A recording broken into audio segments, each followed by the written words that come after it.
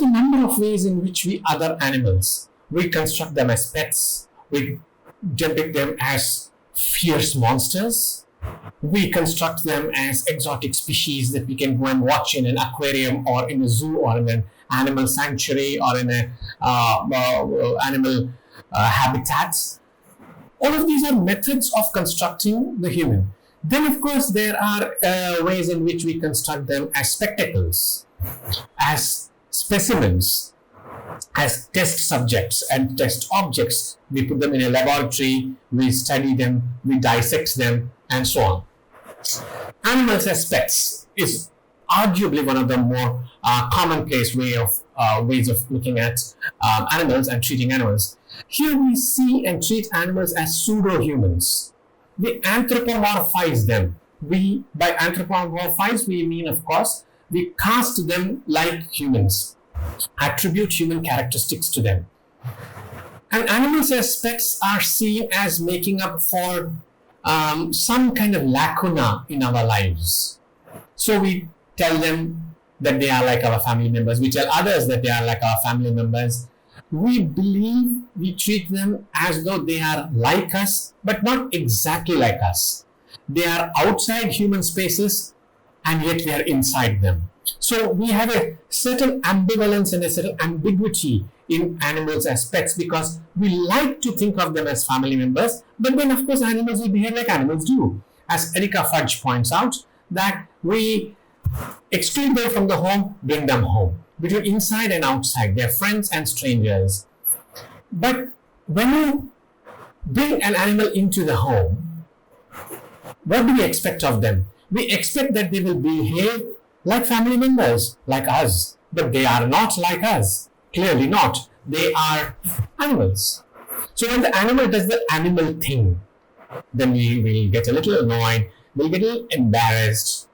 But animals are pets, as pets, are anthropomorphized because we believe they should be more and more like us, but not exactly like us. So a little bit of human, a little bit of humanity, a little bit of humaneness, but we still like to have that sense of a border.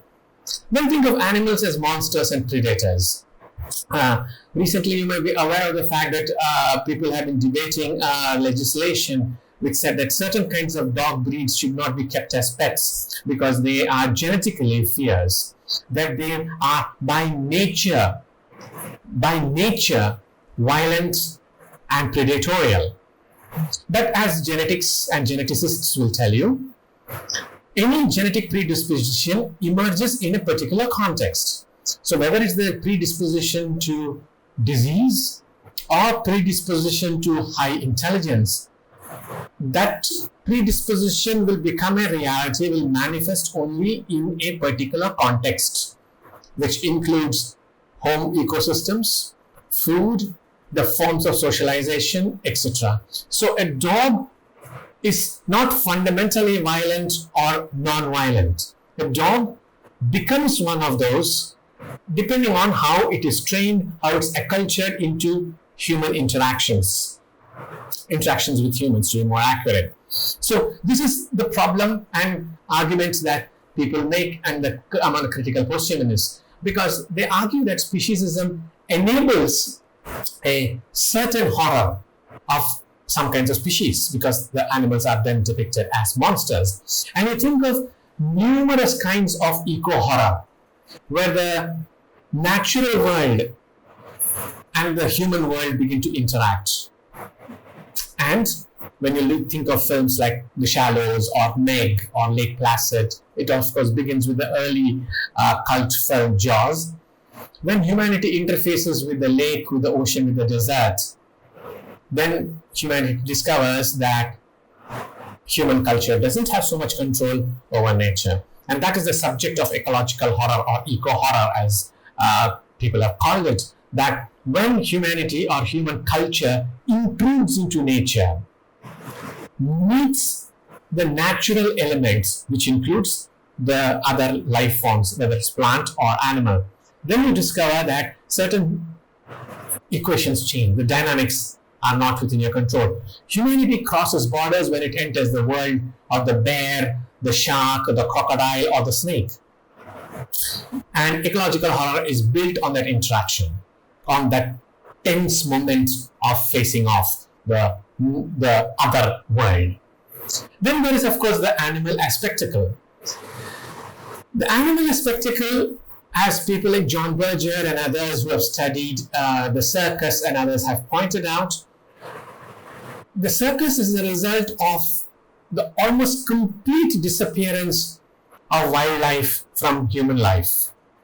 The wild is out there. We never meet them. We never engage with them because we are all conglomerated in the city in quote-unquote civilized areas. So the animal as spectacle is because you bring the animal into a certain space like the zoo, like National Geographic.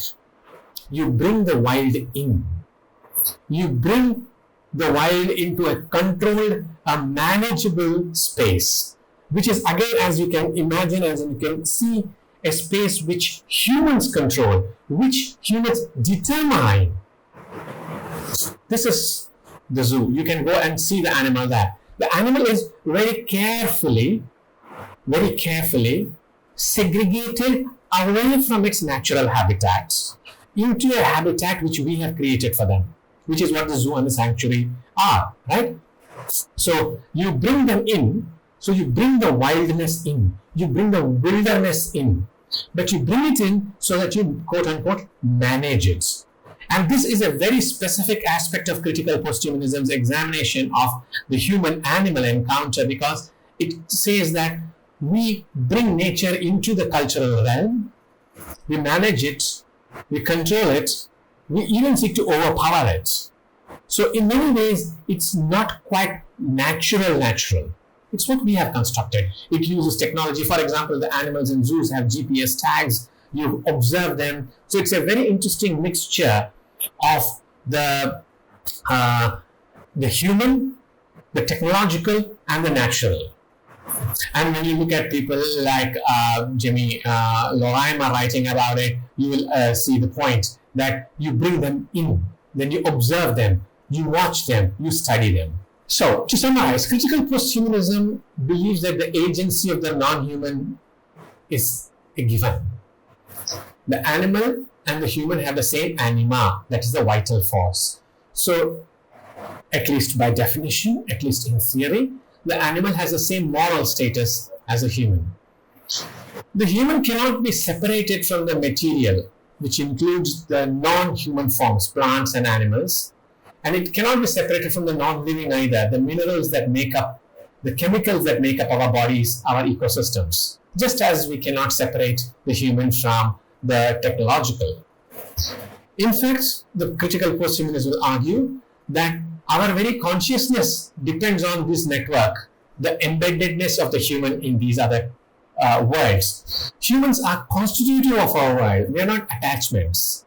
They are a part of who we are and who we become. Thank you.